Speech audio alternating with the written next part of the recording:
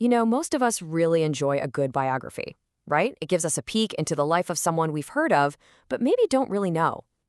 Well, in this explainer, we're going to look at a biographical sketch of a character that pretty much everyone knows, but who might just be one of the most misunderstood figures of all time, Satan. So, when you hear that name, what's the first image that pops into your head? For a lot of us, it's a very specific, almost cartoonish image we've picked up from movies and culture. But the source material for this explainer suggests that, well, whatever your idea of Satan is, it's probably way off. On the one hand, you've got the pop culture version. Red suit, horns, pitchfork, the whole deal. But then you look at the biblical description, and the contrast is just staggering. The source doesn't describe a monster. It describes the Shining One, covered in precious jewels, and even a master musician. So how on earth do we get from one to the other? To figure that out, we have to go all the way back to the beginning. The first part of this biography is his origin story, and believe it or not, it starts not in darkness, but in just overwhelming light. Get this, his original name, Lucifer, literally translates to Shining One or Son of the Dawn. That name isn't about evil at all. It's about brilliance, about light. It gives us a huge clue about his original status as, well, the most magnificent being in all of creation. The book of Ezekiel paints this just stunning portrait of absolute perfection. And this isn't just a casual compliment. He's described as being full of wisdom, perfect in beauty, the anointed cherub who was literally blameless from the moment he was created. This was his starting point. And this just brilliantly illustrates his magnificence. He wasn't just beautiful, he was dazzling, covered in every precious stone you can imagine. But that second part, that's crucial. The workmanship of your tambourines and flutes was in you. The source material explains this to mean he was created as a living, breathing, musical instrument, designed to lead the choirs of heaven in worship. And he wasn't leading some small choir either. The Bible describes the angelic host as basically innumerable, 10,000 times 10,000s, a number so huge you couldn't possibly count them all. And he was the lead worship director for this vast, powerful, and beautiful assembly. So what happened? If he was created perfect, wise, and beautiful, what could possibly go wrong? Well, this brings us to the massive turning point in his biography, the fall from grace. According to the book of Isaiah, the whole rebellion started in his heart.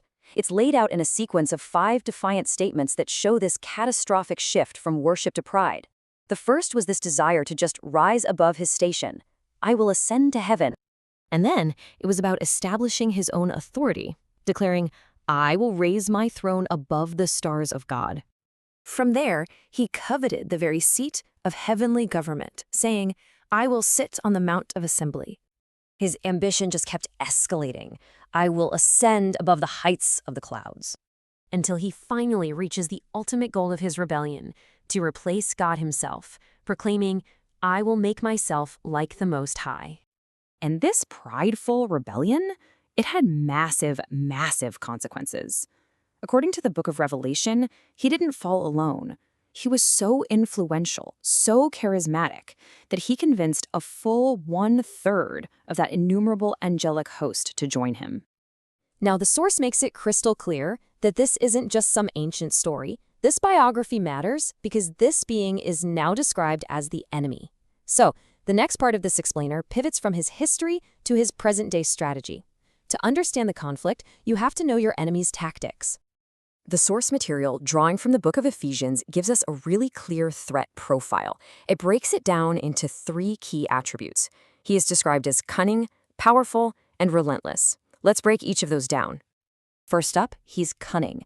The Greek word used here is methodia. Sound familiar? It's where we get our word method. This isn't random chaos. We're talking about intelligent, intentional schemes. He's a strategist who studies and targets our specific, personal vulnerabilities. So when are we most vulnerable? The source points to 7 key moments he's most likely to exploit: when you're idle, when you're discouraged, or when you're doubting. But check out the 4th one. He also strikes when you're overly confident and think you've got it all under control. He targets you when you're alone, when you're too busy, or when you're just plain exhausted, always looking for those little cracks in your defense. The second attribute is power. The book of Ephesians really hammers this point home. The battle is not against other people, not flesh and blood, but against a highly organized, coordinated spiritual hierarchy. This isn't some rogue agent, it's an army within full command structure. And the source gives us this fascinating breakdown of the hierarchy. Rulers are said to have influence over specific geographical territories. Powers focus on influencing worldviews and leaders. World forces of darkness work to normalize sin within culture and media, to make what's right seem strange. And then you have the spiritual forces of wickedness, who are the masterminds, the chief strategists of deception. And finally, the third attribute is that he is relentless. He's described as a prowling lion, not a loud, roaring one you see coming, but one that stalks its prey silently. The attacks are described as constant volleys of flaming arrows, which suggest a persistent, never-ending assault. So, here's the crucial point. Why does any of this matter? The source argues that understanding this biography is absolutely essential for understanding the nature of the battle that we all face every single day. And it all culminates in this key concept from the source, the evil day. Now, while every day might have its challenges, the evil day is defined as a specific, heightened moment of attack. It's the perfect storm, where three things converge all at once: a specific temptation, your own internal desire for it, and the external opportunity to act on it. The source concludes by saying that if Satan tempted even Jesus at opportune times, we can be absolutely sure he'll do the same to us. It suggests that every single one of us faces a unique evil day designed just for them. So we're left with this final, very personal question to think about. Based on your unique vulnerabilities, how would your enemy design yours?